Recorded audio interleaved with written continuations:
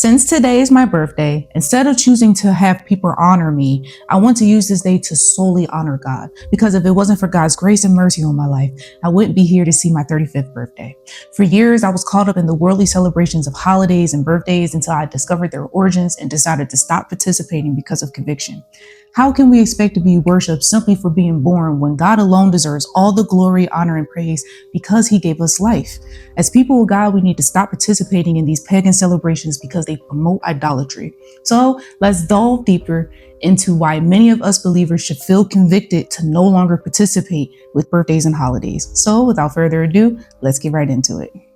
Birthday celebrations have changed a lot over time. At first, they were all about honoring fake gods and kings, and now they're more personal. The way we celebrate today mixes old pagan beliefs, Roman traditions, and German kids' parties. The first birthday parties on record in ancient Egypt happened around 3000 BCE. But guess what? They weren't for a person's birthday. It was all about the pharaoh's coronation day.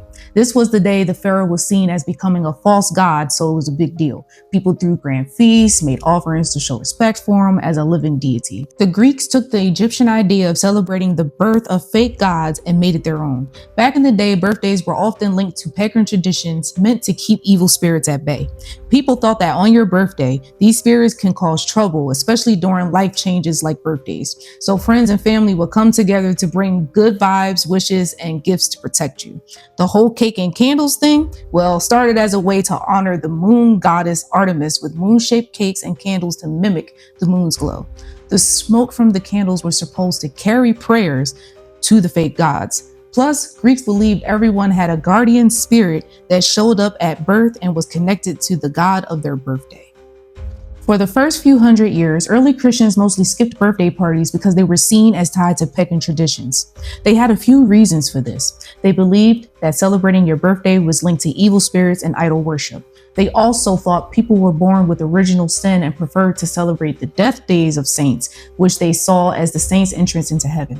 Some old pagan birthday customs were connected to idol worship, like worshiping gods, calming spirits, and using practices based on astrology and magic.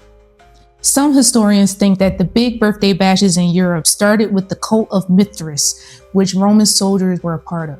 Back in the day, for Romans and other pagans, keeping track of birthdays was mainly for making horoscopes, which the Bible called this witchcraft and sorcery.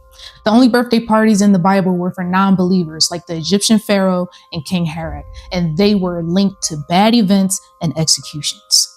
Now that we've learned about the origins of birthdays, we can clearly see what Satan has accomplished to normalize witchcraft and idolatry, which are